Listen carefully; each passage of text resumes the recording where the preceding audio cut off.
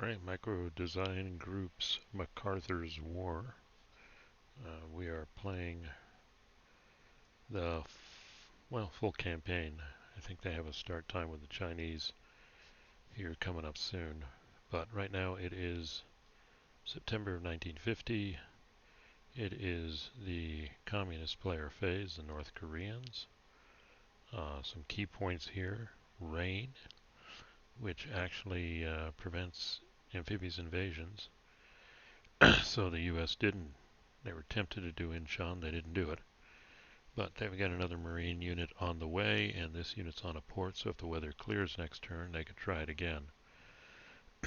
And the victory points are down to 1 point effectively. I'll show you. Escalation ladder. We are now in police action. That means the scope, this is key, is South Korea still only.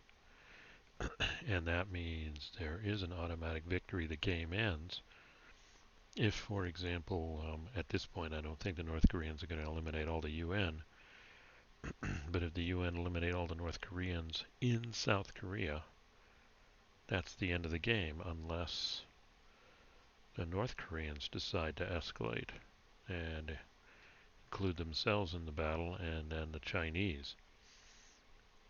Now here's the issue. You spend victory points to get reinforcements and the US has spent right to the edge.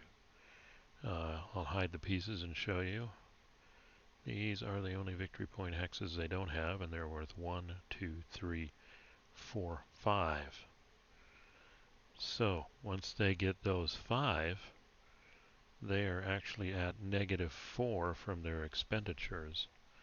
So that would give them a +1. So at this point, if the UN succeeded in eliminating all North Korean units in South Korea, they would win with 1 victory point.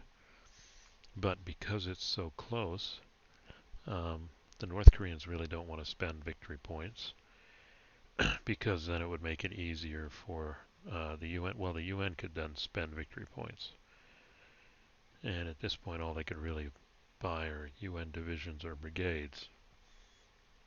They've got all the US FE on the board, Far East divisions, and all the US Marines on the board, or in play. The Atlantic Marines are actually moving over. So, it could be tempting to, well, I think at this point the North Koreans are going to attempt to form a defensive line up here.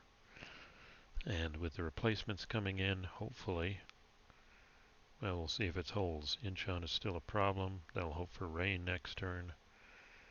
But maybe they can hold just this sliver here. These units, the pincers were caught off if you watched the following previous turns. Went with what I called a mini Incheon and landed down here. Oh, the port's here, yeah, and then cut across the peninsula, chopped them. This is the only unit that escaped the encirclement. So these all are out of supply, cannot move Zoc to Zoc, and they're certainly not going to attack even at 1 to 2, because if they get a retreat result, they could retreat here, but then they would both lose a step. We need to delay these units down here, give us more time to build up here. So, looking at the sequence of play, they're not going to escalate, at least not yet. The air phase, they don't have any. Replacement phase, they get 2 because they still hold Pyongyang. So just to make this really strong, they are fortifying Seoul, and it's a powerful position because it is surrounded by rivers. You have to really get behind it to get in a position to, attack. Even coming in from Incheon, you'll attack from across a river and be halved. So, it's tempted to leave this guy up here to screen, but there's the whole leaky Zoc problem. So he's got 4, so I'm thinking this will be a quick turn here.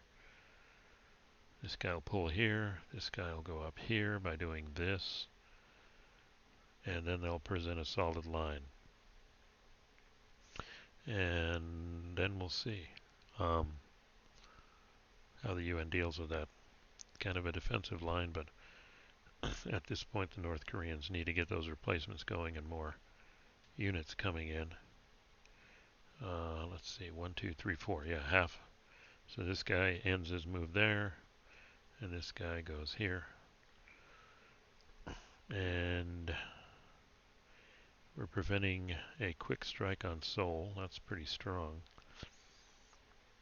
And these are our supply lines, so potentially we could even fall back to here.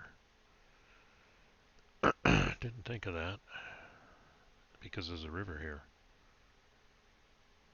Not going to do that yet, though. But if they hold just this little piece, that would be enough with reinforcements pouring in, replacements, and no escalation. So, interesting. These guys are out of supply. They'd be halved on the attack. That'd be 4. Be 1 to 2.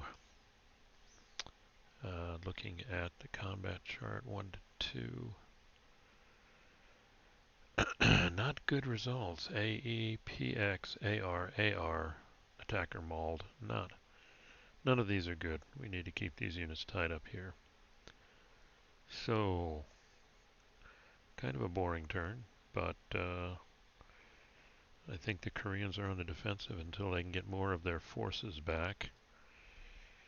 Let's see, that big attack on Seoul. Well, looks like they've got them. They're left with these 3 divisions. Well, they're going to lose these 2. South Koreans lost, they've got 4 divisions, but they only get 1 replacement point until Seoul is retaken. So the North Koreans are digging in and hoping for bad weather. Okay. And that was quite the short turn here.